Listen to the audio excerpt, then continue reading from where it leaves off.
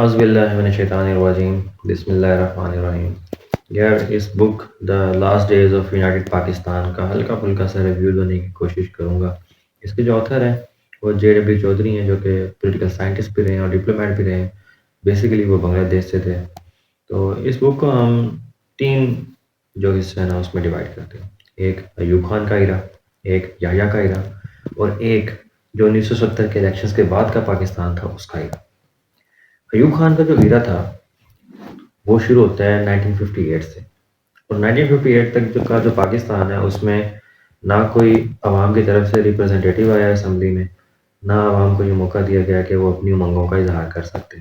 तो इस तरह आप खुद सोच लें कि जो बंगाली हैं, जो मेजोरिटी में थे, उनको मौका ही नहीं दिया गया कि वो इलेक्ट करके अपने रिप्रेजेंटेटिव्स को इलेक्शंस के थ्रू असेंबली में बिठा सकें। असेंबली जो थी वो बन गई या हाथों में आ गई, जो ये बुक में लिखते हैं, powerful and irresponsible soldiers and bureaucrats के हाथ में, जो कि एग्जेक्टिव बन गए और उन्होंने जो दिल किया वो कानून बनाया। उस टाइम पाकिस्तान को सडनोक्रेसी कहते थे। मशहूर हो गया था नाम डेमोक्रेसी से सडनोक्रेसी। आप खुद अंदाजा लगा लें कि पाकिस्तान किस टाइप का था जब अयूब खान रूल में आया। लोगों ने इसको सपोर्ट किया, बहुत अवाम ने पजीराई की कि यार चलो शायद अब ये आके कुछ करने की कोशिश करे और मामला जो खराब होता है उसको ठीक करे। अयूब खान ने बहुत काम किए। उस एरा को एरा ऑफ इकोनॉमिक बूम कहा जाता है। इंडस्ट्रियलाइजेशन हुई, इकोनॉमिक ग्रोथ बहुत हुई, लेकिन उसका मसला ये था कि उसके अंदर डिस्ट्रीब्यूटिव एस्पेक्ट जो होता है ना वो मिसिंग था। खुद अंदाज़ा लगा लें कि 1959 में जो बंगाल था उसका पर कैपिटा इनकम 32% कम था वेस्ट पाकिस्तान से, और 1969 में जब अयूब जा रहा है तो ये पर कैपिटा इनकम जो है एक बंगाली की वो 62% कम थी एक वेस्ट पाकिस्तानी से। मतलब 10 साल में जहाँ इकोनॉमिक ग्रोथ इतनी ज़्यादा हुई, वहाँ ये गैप जो है बंगाली जो है वो गरीब से गरीब था, डबल हो गई। तो आप खुद लगा लें कि अंदाज़ा लगा लें कि बंगाली किस हाल में है। तो इसके अलावा जो अयूब के दौर में मामला हुए वो थे कि 1965 की जंग हुई, उससे भी बंगाली जो है उनको बड़ी तहफ़्फ़ुज़ात थे कि भुट्टो ने ऐसे ही पार्लियामेंट में आके कह दिया कि जी अगर बंगाल पे हमला करता है इंडिया 1965 में, तो चाइना था उसकी हिफाजत करने के लिए। बंगालियों ने कहा ठीक है यार, मतलब तुम वेस्ट पाकिस्तान में पूरी मिलिट्री इस्टेब्लिश कर लो, और अगर हम पे हमला होता है तो चाइना आएगा, तो फिर हम तुम्हारे साथ क्यों खड़े हैं, हम तुम्हारे साथ मुल्क में क्यों बने बैठे हैं। तो ये भी एक वजह बनी बंगालियों को जो है ना गुस्सा दिलाने के लिए। फिर आपको पता है कि जब पाकिस्तान आज़ाद हुआ तो सिर्फ एक सिविल सर्वेंट था जो बंगाली था, सिर्फ एक पाकिस्तान के अंदर जो आया था, और मिलिट्री के अंदर भी वो ना होने के बराबर थे, क्योंकि ब्रिटिश जो था वो ये समझता था कि बंगाली जो है नॉन मार्शल रेस है तो उनको आर्मी में रिक्रूट नहीं करना। अब आर्मी के अंदर रिक्रूट करने वाले और सिविल सर्वेंट जो थे वो सारे वेस्ट पाकिस्तान से थे, और 9 साल तक उन्होंने हुकूमत की है। अब आप खुद देख लें कि बंगालियों को ना नेशनल अफेयर्स में इंटरफेयर करने की इजाज़त दी गई, ना उनको पार्टिसिपेट करने की इजाज़त दी गई। तो वो अपना नेशनलिज्म या पैट्रियटिज्म क्या वैक्यूम में प्रैक्टिस करते हैं? जब उनको रिप्रेजेंटेशन ही नहीं दी जा रही, उनको हिस्सा नहीं लेने दिया जा रहा, तो वो पागल हैं। उनका जो पाकिस्तानी होने का जज्बा था ना वो फेल होता गया। बेसिक डेमोक्रेसीज आई, उनको नहीं मौका मिला सही तरह से अपनी रिप्रेजेंटेशन करने का। लॉ ऑफ पैरिटीज लगा दिए, कॉन्स्टिट्यूशनल चेक्स लगा दिए, मतलब एक मेजोरिटी में बैठे हैं और उनको अपने हकूक के लिए माइनॉरिटी से इल्तिजा करनी पड़ी कि यार हमें भी हकूक दो, हमें भी कुछ करो, हमारे लिए भी कुछ करो। मेजोरिटी को माइनॉरिटी से अपने हकूक मांगने पड़े डेमोक्रेसी के अंदर। ये हालत हो गई थी। और इसके अलावा बंगाली जो है वो खुद भी कुछ थोड़े से उनके अंदर भी एक बीमारी है, जो जे.डब्ल्यू चौधरी खुद लिखते हैं, मैं नहीं कह रहा। वो कहते हैं कि उनके अंदर एक बीमारी थी कि उन्होंने ब्लेम करना है। जब तक यूनाइटेड इंडिया में थे तब तक वो blame करते थे जो अमीर बंगाली था हिंदू उसको, कि वो खा गया, वो हमें लूट गया। और जब पाकिस्तान बन गया, बंगाली हिंदू अलहदा हो गया, अब उनके पास ब्लेम करने को था कोई नहीं, तो उन्होंने वेस्ट पाकिस्तानी को ब्लेम करना शुरू कर दिया। आप देखते हैं 1971 में जब बांग्लादेश बनता है तो फिर वो अपने लीडर बाप को बंगला बंधु जिसे कहते थे, the friend of Bengal, Mujib को, उसको ब्लेम करना शुरू कर दिया। 74 में उसको भी मार दिया उन्होंने खैर। तो आप देख लें कि बंगालियों की ये जो ब्लेम गेम है ना ये चलती रहती है। तो ये खुद उनमें भी कुछ था थोड़ा बहुत। तीसरी बात जो थी वो ये थी कि जो पाकिस्तानी थे ना सोल्जर्स और सिविल सर्वेंट्स, फिर बंगालियों को सेकंड क्लास मुस्लिम समझते थे कि यार ये लो कास्ट हिंदू से होकर मुसलमान बने हैं, इनकी औकात ही नहीं है हमारे सामने, कल्चरली भी रिलीजियसली हमसे इंफीरियर है, हमने ना इनके साथ मिंगल करना है, ना हमने इनको समझने की कोशिश करनी है। तो ये बैरियर भी था। ये सब चीज़ें जो है वो पाइल अप हो रही थी अय्यूब के दौर में।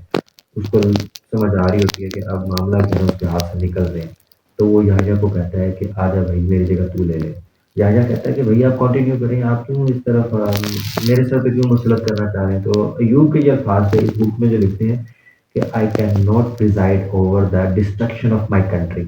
मतलब अब आप, मैं ये नहीं कह रहा कि मतलब अय्यूब का ये ज़हन था, मतलब अय्यूब की जो मेमोरी थी या उसकी जो नौकरी थी, उसने उसको तैयार किया इस चीज़ के लिए कि जब तक काम अच्छा है, जब तक चीज़ें ठीक हैं, तब तक आप रूल करें। जैसे ही मामला ख़राब होने लगे, सिविल गवर्नमेंट या दूसरे लोग, मैं नहीं कहता ये किसने सिखाया अय्यूब को, लेकिन अय्यूब ने सीखा यही अपनी नौकरी जो उसने ली थी, और वो किस नौकरी में था ये सब आपको मालूम है। अय्यूब याह्या को दे गया रूल। अब याह्या का दौर जो है ना, उसमें उसको 3 मसले थे। एक, बंगाली कहते थे कि पार्लियामेंट बनाया जाए, कॉन्स्टिट्यूशन बनाया जाए, पार्लियामेंट बनाया जाए, और पार्लियामेंट ऐसा बनाया जाए जिसमें हमारी मेजॉरिटी जो है ना, वो कंप्रोमाइज़ ना हो किसी तरह भी। क्योंकि उनको पता था लॉ ऑफ पैरिटी जो है उसके तहत उनकी मेजॉरिटी जो थी वो कंप्रोमाइज़ की गई थी। तो एक और मसविदा था कि पार्लियामेंट के अंदर जिस तरह आजकल है सेनेट बना दिया जाए कि मतलब सूबों को इक्वल रिप्रेजेंटेशन दे दी जाए। वो कहते थे नहीं, मेजॉरिटी शुड रूल। तो ये मसला था पहला याहिया के सामने। दूसरा मसला ये था कि सेंट्रल प्रोविंस के मामला कैसे होंगे, उनका रिलेशन कैसा होगा, ठीक है। जो तीसरा मसला था वो ये था कि बंगाली जो है ना वो 1 यूनिट को नहीं मान रहे थे। 1 यूनिट को खत्म करके सूबों को वापस अपनी पोजीशन में ले आए। ये 3 मसले थे याहिया के सामने। तो इसके लिए उसने 2 इक़दाम किए।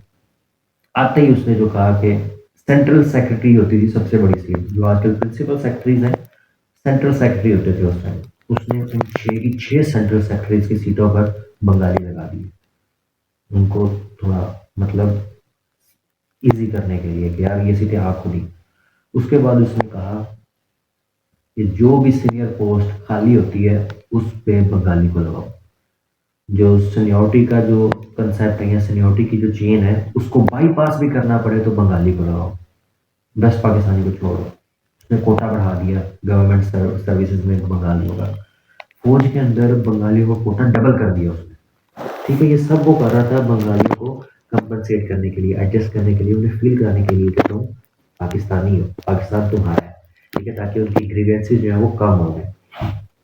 इसके अलावा जो दूसरा काम उसने किया, उसने अनाउंसमेंट की कि पाकिस्तान हम जो है ना इलेक्शन करवाएंगे, सॉरी, हम जो है ना इलेक्शन करवाएंगे 1 मैन 1 वोट एडल्ट फ्रेंचाइज के ऊपर। बंगालियों की बात मान ली कि उनकी मेजोरिटी जो है वो कंप्रोमाइज़ नहीं होगी। वो अगर वोट देंगे तो उनका एक वोट ही काउंट होगा। पैटी के तहत बराबर-बराबर करने के लिए उनका वोट जो है वो कंप्रोमाइज़ नहीं होगा, ठीक है। दूसरी बात ये कि जो इलेक्ट होके आएँगे मेंबर असेंबली के, वो ही कॉन्स्टिट्यूशन बनाएँगे पाकिस्तान का। और तीसरी बात जो याहिया ने कही थी वो ये थी कि we want to transfer power to the civil government, to the elected members of the assembly. अब इससे अंदाज़ा लगा लें कि ये फर्स्ट स्टेप है towards transfer of power. Yahya जो था वो लिटरली, जो इस बुक को पढ़ के मुझे लगा कि वो नहीं चाहता था प्रेसिडेंट बनना। वो चीफ मार्शल लॉ एडमिनिस्ट्रेटर था, चीफ ऑफ आर्मी स्टाफ था, और वो अपने आप को पार्ट टाइम प्रेसिडेंट कहता होता था। थर्ड मतलब तीसरी बार जो कहता था कि मैं प्रेसिडेंट भी हूँ। और इस बुक में लिटरली लिखा हुआ जो है जी.डब्ल्यू. चौधरी ने कि ये याहिया के अल्फाज थे कि if we want democracy to flourish in this country, we must allow the democratic ideals to shape well in this country। जब हम इंटरप्ट करते रहेंगे पावर ट्रांसफर्स के अंदर, डिक्टेटरशिप लाते रहेंगे, तो डेमोक्रेटिक आइडियल्स डेवलप ही नहीं हो पाएंगे, डेमोक्रेसी फ्लरिश ही नहीं कर पाएगी, ठीक है। तो उसने ये इकदाम किए। तो याहिया जो है उसने तमाम पॉलिटिशियन से मिलना शुरू किया। वो चाहता था कि कोई ऐसा कॉमन पॉइंट आ जाए जिसके तहत मैं ट्रांसफ़र कर सकूँ पावर को सिविल गवर्नमेंट को, ठीक है, और कॉन्स्टिट्यूशन मेकिंग की तरफ हम जा सकें। उसने पॉलिटिशियंस को मिलना शुरू किया, सब पॉलिटिशियंस से बात की, कोई भी मानने को तैयार नहीं था। और मुजीब का जो करैक्टर है ना वो ख़ास तवज्जो का मरकज़ है, क्योंकि उसके मुताबिक जो रिपोर्ट्स आ रही थी ना, जो गवर्नर थे ईस्ट पाकिस्तान में एहसन साहब, उनकी रिपोर्ट जो थी और जो बाकी इंटेलिजेंस की रिपोर्ट्स थी वो सारी कंट्राडिक्टरी थी एक दूसरे से। मतलब कोई कह रहा था कि ही इज़ लीनिएंट, कोई कह रहा था कि ही इज़ नॉट लीनिएंट, कोई कह रहा था कि ये सक्सेशन की तरफ जा रहा है, कोई कहता था कि वो सिर्फ प्रोविंशियल ऑटोनॉमी चाहता है। तो Yahya was confused about Mujib's personality, so he decided to meet him personally and construct the shape या figure of Mujib on the basis of his own intuition. तो उसने मुजीब से मिलने को प्रेफर किया, मुजीब से मिला। मुजीब उसके सामने बिल्कुल लीनियंट था। मुजीब ने कहा जी आप अगर हुक्म करें तो मैं अपने 6 नुकात जो हैं अभी ख़त्म कर दूँ। आप मेरे 6 नुकात जो है वो कुरान थोड़ी ना कि चेंज नहीं होंगे, मॉडिफाई नहीं होंगे। बस आप इलेक्शन करवा दें जल्दी से, फिर आप जो कहेंगे मैं करने को तैयार हूँ। तो Yahya was not a politician obviously. उसने कहा यार ये तो बड़ी प्यारी बात कर रहा है, ये तो वैसा है ही नहीं जैसा इंटेलिजेंस रिपोर्ट्स में बताया जा रहा है। तो मान लेगा बात, he is my like my पेट। तो ठीक है, बंगाली को कॉम्पनसेट करने के लिए इलेक्शन हम करवा देते हैं, ठीक है। और शेख मुजीबुर रहमान भी कह रहा है कि 6 नुकात चेंज हो जाएंगे, तो मतलब ऑल थिंग ओके। उसके बाद वो राउंड टेबल कॉन्फ्रेंस में बुलाता है कि अब क्या किया जाए कि इलेक्शंस करवाए जाए। 4 चीज़ें सामने आती हैं। एक, कॉन्स्टिट्यूशनल कन्वेंशन बनाई जाए जिसके तहत जो है ना कॉन्स्टिट्यूशन बनाया जाएगा। उसके बाद वो कॉन्स्टिट्यूशनल कन्वेंशन जो है अपने आप को डिसॉल्व कर ले। दूसरा, 1956 के आइन को दोबारा रीइंस्टेट किया जाए, जिसके ऊपर मेरे ख्याल में अब आपको समझ आ जाना चाहिए कि तहफ़्फ़ुज़ क्या होगा बंगालियों का। अगर 1956 के कॉन्स्टिट्यूशन को बहाल करते हैं तो बंगालियों का पहला तहफ़्फ़ुज़ क्या होगा? जी, बिल्कुल आप सही समझे कि उसके अंदर तो लॉ ऑफ पैरिटी था। वो वन वोट और वन मैन को डिनाई कर रहा था। 1956 का कॉन्स्टिट्यूशन नहीं लग सकता था, रीइंस्टेट नहीं हो सकता था। तीसरी बात ये थी कि हम खुद कॉन्स्टिट्यूशन बनाएँ, कॉन्स्टिट्यूशनलिस्ट आएँ, पॉलिटिकल साइंटिस्ट को बुलाएँ, वो कॉन्स्टिट्यूशन बनाएँ और उसके ऊपर रेफरेंडम ले लें पब्लिक से कि वो उसको मानते हैं या नहीं मानते। चौथा ये था कि हम लीगल फ्रेमवर्क ऑर्डर बनाएँ, जिसके तहत जिसके तहत इलेक्शन हो। इलेक्शन होने के बाद एक असेंबली बने, उसमें जो लोग हैं वो कॉन्स्टिट्यूशन बनाएँ 120 दिन में। बाकी तीनों के ऊपर एतराज़ात लगे। 1956 वाला जो कॉन्स्टिट्यूशन रीइंस्टेट करने वाले के ऊपर एक एतराज़ मैंने बता दिया, बाकी 2 आप खुद बताएँ कमेंट्स के अंदर कि आपको क्या लगता है कि क्या-क्या एतराज़ात हो सकते थे उनके ऊपर। लीगल फ्रेमवर्क एक्सेप्ट किया जाता है, उसके बाद लीगल फ्रेमवर्क बनाया जाता है। उससे पहले मैं 6 नुकात जो हैं शेख मुजीबुर रहमान के वो भी आपको थोड़े से बता दूँ। हमेशा उनका ज़िक्र किया जाता है लेकिन वो बताए नहीं जाते कि कौन से। सबसे पहला ये था कि the constitution of Pakistan will provide for federation of Pakistan in true sense on the basis of Lahore resolution.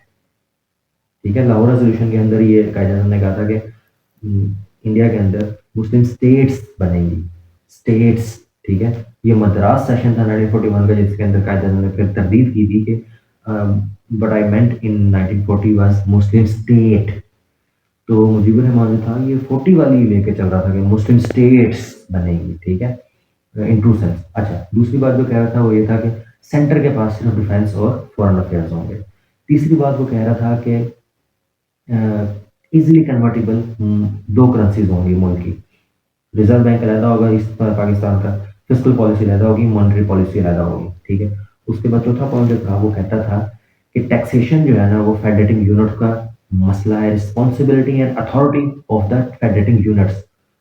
Federal जो है ना फेडरेशन, वो ना टैक्स इकट्ठा कर सकती है, ना वो टैक्स के बारे में कोई अथॉरिटी एक्सरसाइज कर सकती है। फेडरेटिंग यूनिट खुद उसको जितना शेयर बनेगा हमारा आपस में मुशावरे से हम फेडरेशन को दे देंगे, ठीक है। उसके बाद वो कहते थे ये जो फॉरेन एक्सचेंज रिजर्व्स हैं वो 2 विंग्स में डिवाइड होंगे, एक ईस्ट पाकिस्तान, एक वेस्ट पाकिस्तान। हमारा फॉरेन एक्सचेंज रिजर्व हमारे पास आएगा, वेस्ट का वेस्ट के पास आएगा। ये नहीं होगा डिवाइड हो। वो कहते थे कि हमारे पास अलग-अलग आए, हम वापस फेडरेशन को जितना शेयर हमारा बने हम दे दें। तो उसके बाद जो 5वां पॉइंट था वो था कि 5वां नहीं शायद छठा पॉइंट जो था वो ये था कि पैरामिलिट्री फोर्स या मिलिट्री फोर्स अलहदा से ईस्ट पाकिस्तान की बनाई जाए और नेवल हेडक्वार्टर जो है वो ढाका में इस्टेब्लिश किया जाए। अब आप इन पॉइंट्स को अगर देखें तो आपको आइडिया होगा कि वो फेडरेशन को मतलब पपेट बना रहे थे, puppet of the federating unit. और वर्ल्ड बैंक जैसे बड़े-बड़े इदारे जो हैं वो लोन स्टेट को देते हैं, ना कि फेडरेटिंग यूनिट्स को देते हैं। तो फेडरेशन के पास मॉनेटरी पॉलिसी रिजर्व बैंक एक नहीं है, आपके फॉरेन एक्सचेंज रिजर्व्स एक जगह नहीं आ रहे, तो आप जा कैसे सकते हैं वर्ल्ड बैंक वगैरह से लोन्स लेने। इसके ऊपर शेख मुजीबुर रहमान ने कहा था कि we are quite capable of dealing with our own economic problems. तो आप इसे आगे लगा लें कि उनका ये वैसे इलेक्शन के बाद की बात है, उसने ये बातें कही थी। आप इससे अंदाज़ा लगा लें कि वो कितने मतलब लॉयल थे पाकिस्तान के साथ। अच्छा, ये 6 पॉइंट थे शेख मुजीबुर रहमान के। इसके बदले में एलएफओ बना जिसमें 5 पॉइंट्स थे। वैसे था थे तो उसमें 27 आर्टिकल्स, लेकिन उसका जो आर्टिकल 20 है, the fundamental principles of the constitution making, उसमें 5 पॉइंट्स थे। उसमें ये था कि पाकिस्तान की टेरिटरी जो है उसको मनूजा हासिल करेगा, उसके खिलाफ कोई मतलब सेक्सेशन की बात नहीं होगी या एलर्जी की बात नहीं होगी, वो इंटैक्ट रहेगी। आइडियोलॉजी ऑफ इस्लाम जो है उसको फॉलो किया जाएगा, और सूबों को जो है वो मैक्सिमम अटॉनमी दी जाएगी। लेकिन फेडरेशन को भी एडिक्वेट पावर दी जाएंगी ताकि वो भी अपने मामला जो है वो उनको एडिक्वेटली परफॉर्म कर सके, एग्जीक्यूट कर सके। ठीक है, ये बातें हुई, सबने सब कर लिया। एलएफओ के तहत इलेक्शंस का डिसीजन ले लिया गया। पूरा साल कैंपेन चलती है, फ्री एंड फेयर इलेक्शंस की बातचीत हुई थी एलएफओ में। उसके तहत ईस्ट पाकिस्तान में सिर्फ अवामी लीग जो है वो फेयर एंड फ्रीली अपने इलेक्शन कैंपेन्स करती है। बाकी कोई भी जमात जब इलेक्शन की कैंपेन करनी शुरू करती थी तो अवामी लीग के गुंडे आके उनको तहस नहस कर जाते थे। ठीक है, अपोजिशन ने कोई जलसा नहीं किया, कोई वेस्ट पाकिस्तान से ईस्ट पाकिस्तान में जलसा करने नहीं किया। इसी बात पर मुजीबुर रहमान की रिपोर्ट्स, अवामी लीग की रिपोर्ट्स यहया को पहुंचाई जाती थी। यहया लीनियंट रहा, यहया ने कोई एक्शन नहीं लिया।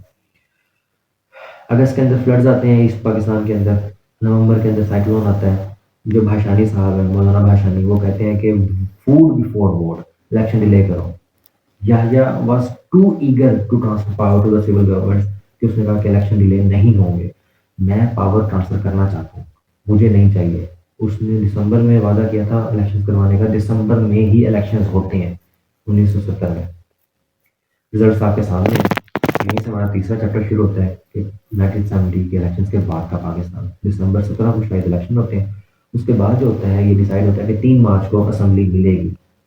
उससे पहले शेख मुजीबुर रहमान जो है वो अपना कॉन्स्टिट्यूशन बना के एक मसौदा बना के रख लेते हैं।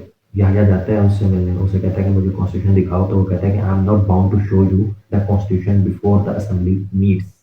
तो उसी के फ्लोर पे दिखाऊंगा, तभी आप मतलब डिसाइड कीजिएगा जो करना है, उससे पहले मैं दिखाने के लिए बाउंड नहीं हूँ। तो ये खबरें भुट्टो साहब को भी मिली, तो भुट्टो साहब ने रोना मचा दिया कि मतलब मैं 88 सीट्स जीती हैं, no government can form without my party's contribution, no constitution can be form without my party's contribution. ठीक है, ही वॉज भुट्टो जो था, ही वॉज मेगालोमैनिया, मतलब पागल था पावर के लिए। उसको पाकिस्तान, उस बुक में लिखते हैं जेरबी चौधरी के, Pakistan two piece, he had two piece in front of him, Pakistan का power he would choose later, power वाला।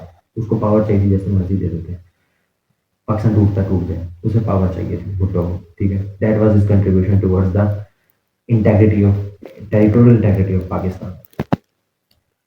मुजीब जो है आपने दांत दिखाना शुरू कर दिया, he started showing his teeth. ठीक है, उसने कहा कि मेरे 6 पॉइंट जो है वो तो नॉन निगोशिएबल है। याहिया ने कहा ये तो पागल हो गया, इसने क्या हरकतें कर दी, ये तो कुछ और कह रहा था। याहिया ने उसको गिरफ्तार कराने की बात की। ठीक है, उसने रोड शुरू कर दिए बंगाल के अंदर। इधर भुट्टो साहब ने बाइकआउट कर दिया कि हम जाते नहीं 3 मार्च को। मुझे वो आया, याहिया आया, उसने तो काफ़ी समझाया, तो असेंबली तो जाओ, मिल लो तो लो। भुट्टो ने कहा कि क्या फ़र्क नहीं पड़ेगा, जब हमने कॉन्स्टिट्यूशन बना लिया है, मेजोरिटी में वो है, पास करके हमारे ऊपर मुसलत कर देंगे, हम क्यों जाएँ, हमारा फ़ायदा नहीं जाएगा, तुम फंसा रहे हो हमें, हम नहीं जाएंगे, हमारा भी कुछ सोचो पहले। खैर 3 मार्च को वो नहीं गए, पोस्टपोन करनी पड़ी। 15 मार्च को याहिया जाता है ढाका, और तब तक मामला खराब हो चुके थे। मुजीब जो है वो सक्सेशन का ऐलान कर चुका था। ठीक है, और वो याहिया को as a state guest of Bangladesh receive करता है, और उसके सामने 4 पॉइंट्स रखते हैं। Immediate lifting of the martial law, the army going back to the barracks, judicial inquiry into the loss of life of peoples of Bangladesh, और चौथा immediate transfer of power without before the assembly meets. इसके ऊपर याहिया ने legal validity की बात की कि हमारे पास कोई डॉक्यूमेंट ही नहीं है जिसके तहत हम तुम्हें ट्रांसफर करें पावर। एलएफ जो था वो इलेक्शंस करवाने के लिए था, उसके बाद असेंबली ने मिलना था, कॉन्स्टिट्यूशन बनना था, उस कॉन्स्टिट्यूशन के तहत असेंबली को पावर ट्रांसफर होनी थी। वही नहीं हो रहा तो मैं तुम्हें पावर ट्रांसफर कैसे कर दूं बिफोर द असेंबली मीट्स। मतलब एक क्वेश्चन है ना कि कोई डॉक्यूमेंट ही नहीं इसके तहत मैं तुम्हें पावर ट्रांसफर कर दूं। इस बात को आपको याद होगा, मुताला पाकिस्तान में भी बताया जाता है कि याहिया की इक़्तिदार से चिमटे रहने की हवस। ठीक है, तो इस तरह करके बताया जाता है। मुतल्ला पाकिस्तान के अंदर भी। तो he was talking about the validity of transfer of power. तो बातचीत उनकी वहाँ नहीं बन पाती, याहिया वापस आ जाते हैं और 23 मार्च को जो होता है वो सारे पाकिस्तान के झंडे उतार के काले झंडे लहरा देते हैं। तो यहाँ से मामला ख़राब होता है और सिविल वॉर शुरू होती है। सिविल वॉर आपको पता है, आपको आर्मी जो है वो मेंटालिटी उनकी वही है जो ब्रिटिश की थी, और उन्होंने जो है वो पावर चखी हुई थी 1958 से लेकर 69 तक। वो जो है उन्होंने पावर चख ली हुई थी, तो वो वापस उसको लेट गो नहीं करना चाह रहे थे। उनका ये था कि लॉ एंड ऑर्डर मेंटेन होगा, फिर निगोशिएट करेंगे। लोगों ने समझाया कि यार अभी भी पॉलिटिकल सोल्यूशन निकालो, बड़ी बड़ी पावर्स आई, पॉलिटिकल सोल्यूशन निकालो। लेकिन आर्मी जो है it can think only in blue and white. उन्होंने कहा मारेंगे फिर पूछेंगे, मारेंगे फिर पूछेंगे, मारेंगे फिर पूछेंगे। और मामला बढ़ गए, इंडिया इन्वॉल्व हो गया। इंडिया का जो किरदार है वो तो इंतहाई भयानक और बेहुदा किरदार है ना। उसने मुक्ति वाहिनी को बनाया, उसको मतलब क्या किया, आर्म्ड किया लोगों को, बंगालियों को, ठीक है। उसके बाद उनको रिफ्यूजी बना के इंडिया में जगह दी, जो कि नीली मैसेकर आप देख लें 1983 में शायद हुआ, फरवरी में। उसमें उन्हीं बंगालियों को जिनको उन्हें रिफ्यूजी बना के और फ्रंट बना के डिसइंटीग्रेशन कराई थी, उन्हीं को कहा कुत्ते हैं ये, जो बंगाल से बांग्लादेश से इंडिया के अंदर आ गए हैं। उनको मारा आसाम के अंदर, नीली मैसेकर आप देख लीजिएगा, बेशक आपको आइडिया हो जाएगा। और इसके अलावा उन्होंने अपर बंगला, ऊपर बंगला नाम के जो नगमे हैं, जिसमें होता था कि इधर का बंगाल, उधर का बंगाल, एक बंगाल, नगमे चलाए लोगों को उभारने के लिए कि यार हम तो एक हैं, वेस्ट बंगाल यानी ईस्ट बंगाल एक है, ठीक है। तो उसके अलावा उन्होंने अपने पार्लियामेंट में एक मोशन चलाई जो मेजोरिटी के साथ एक्सेप्ट हुई, कि शेख मुजीबुर रहमान जो बातें कर रहा है, India cherish for those things, ठीक है। तो लेट्स सपोर्ट मुजीब, ठीक है। It's a moment in a century that India has got to defeat its number one army, defeat its number one enemy, Pakistan. उन्होंने इसका भरपूर फायदा उठाया। फिर आपको पता है कि 16 दिसंबर 1971 को वो ढाका तक आते हैं और आज़ाद करवा देते हैं इन देयर ओन वर्ड्स। तो ये है 71 की कहानी, एक जो है। अब इसका आखिरी जो लिखते हैं एंड ऑफ एन एरा, उसमें कहते हैं कि यार शेख मुजीबुर रहमान को जब याहिया इनवाइट कर रहा था वेस्ट पाकिस्तान आने के लिए इलेक्शंस के बाद, अगर वो एक दफ़ा आ जाता ना, तो पाकिस्तानी जो है वेस्ट पाकिस्तान के, उन्होंने उसे पीएम एक्सेप्ट कर लेना था। लेकिन शेख मुजीबुर रहमान शायद पूरे पाकिस्तान का पीएम बनना ही नहीं चाह रहा था, वो सिर्फ बांग्लादेश पैदा करना चाह रहा था। और भुट्टो को अगर 3 मार्च के जो असेंबली थी मिलना था, काश अगर वो चला जाता तो शायद कोई पॉलिटिकल सोल्यूशन निकल आता, शायद उनके दरमियान कोई मुफाहमत हो जाती, लेकिन वो नहीं किया। ये भी पाकिस्तान टूटने की वजह बना। तो ये वो चीज़ें हैं जो आज हम काश के तौर पर कह सकते हैं, अगर उस टाइम हो जाती तो शायद हम यूनाइटेड पाकिस्तान में बैठे होते। But we are not sitting in united Pakistan. और इंडिया वाला जो एपिसोड है वो टू बी कंटिन्यूड है, इंशाल्लाह उसका मौका आएगा।